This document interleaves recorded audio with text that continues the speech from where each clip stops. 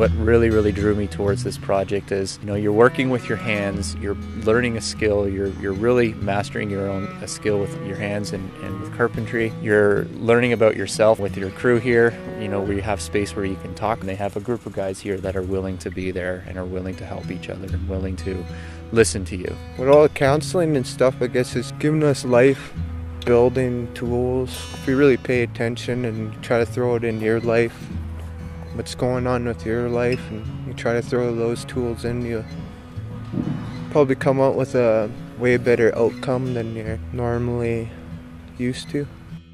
I think just having the opportunity to hear about a few topics and maybe think about it a bit, talk about it in the group discussions, it opens up a lot of possibilities for people. I think it's a confidence builder, and it's certainly been a great experience for me to be a part of that. Bringing up these topics hasn't always been easy, but I think that it definitely has gotten people talking a bit about some of these things, whether it's addictions or trauma or what have you. But more importantly, maybe on some level, the importance of team building and giving back to the community, and that's been an ongoing source of pride and discussion here for this group.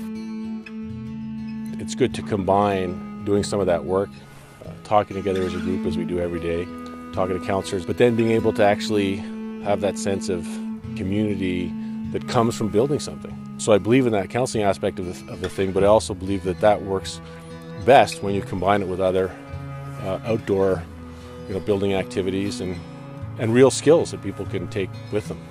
Having this stuff going and seeing how much I can get good at it and catch on to things, I'm pretty sure I've achieved what I was supposed to achieve a few years back when I never had the chance. Alcohol and cocaine were the main factors in my life through the first beginning of this course. And as I've been going along, I've been realizing this is what I can have. This is money in my pocket. I'm getting a skidoo on Friday. Feels good to be good, and have things going for yourself. I think the big part of a lot of the issues is trust, building trust, and having the counselors there for them. If they would choose to talk with somebody, they can do that. And so I think it's just a whole new way of looking at projects. It's not the first time in a First Nation community that there's been attempts to generate employment, but I think that the key that this has been successful is the all-encompassing aspect where they're giving people a chance to deal with some of the underlying issues that would otherwise pull them away from that employment.